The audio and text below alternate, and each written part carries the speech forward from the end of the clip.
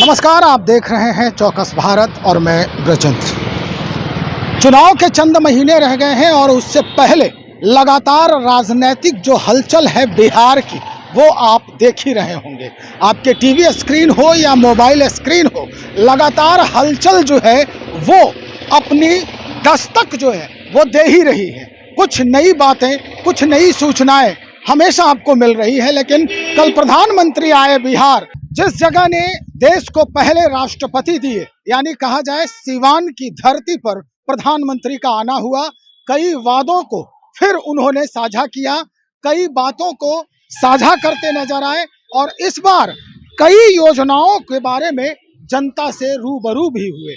लेकिन उसके तुरंत बाद जो नेता प्रतिपक्ष हैं बिहार के, तेजस्वी यादव, उन्होंने प्रेस कॉन्फ्रेंस बुला लिया और फिर क्या हुआ वो हमने आपको दिखाया है। कई बातें आ गई सामने। उन्होंने एनडीए के लिए अलग शब्द का प्रयोग किया, आयोगों पर अलग शब्दों का प्रयोग किया। अब हम आपको कुछ विजुअल्स दिखाते हैं।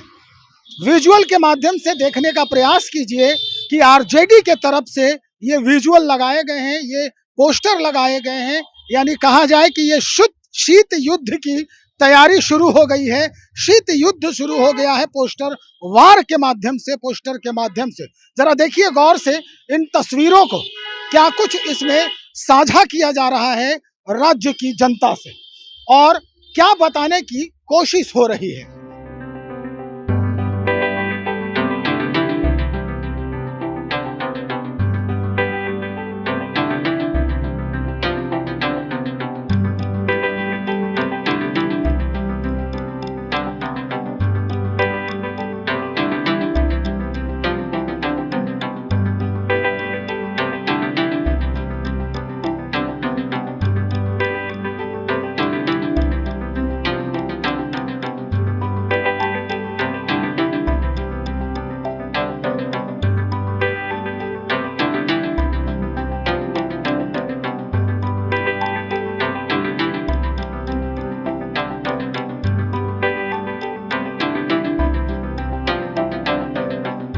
अब उसके बाद एक और पोस्टर जो है उन्हीं पोस्टरों पर लगा दिया गया है। इधर देखिए जरा, हम यहीं पे खड़े हैं, नीचे एक तस्वीर झलक रही है। ये जनता दल यूनाइटेड के कार्यकारी अध्यक्ष हैं संजय झा जी। इनका तस्वीर और ऊपर में इन्होंने क्या दिया बिहार को, सब कुछ दिया परिवार को। एक और यहाँ पर जो supreme court of India panel council है, उसका भी जिक्र यहाँ पर किया हुआ है। दरअसल ये कहा जा रहा है कि राष्ट्रीय जनता दल के तरफ से या जो महागठबंधन है उसके तरफ से ये तस्वीर लगाई गई है। उस तस्वीर के आगे जो जिसमें पहले से लिखा हुआ था कि एक सवारी करते हुए दिखाया गया है तेजस्वी यादव को, और कुछ कोट जो है आपने देखा ही तस्वीरों के माध्यम से कि इस पर क्या कुछ लिखा हुआ है। दरअसल ये पूरी कहानी इसलिए भी दिखाई जा रही है, इसलिए भी बताने की कोशिश हो रही है कि भाई राजनीति के गलियारे में छिद्र खोजने की कोशिश हो रही है।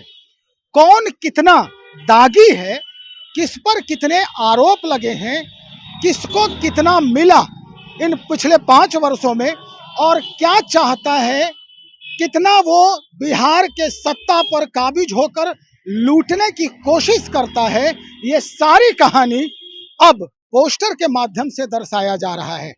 आयोगों का गठन हुआ, आयोगों के गठन होने के बाद जिस तरह से धड़ाधड़ उन आयोगों पर पदस्थापित किए गए लोग हैं, उन पर जो सवाल उठ रहे हैं, इन्हीं बातों को इन तस्वीरों में दर्शाने की कोशिश की गई है, बताने की कोशिश की गई है। कौन किसको संतुष्ट कर रहा है।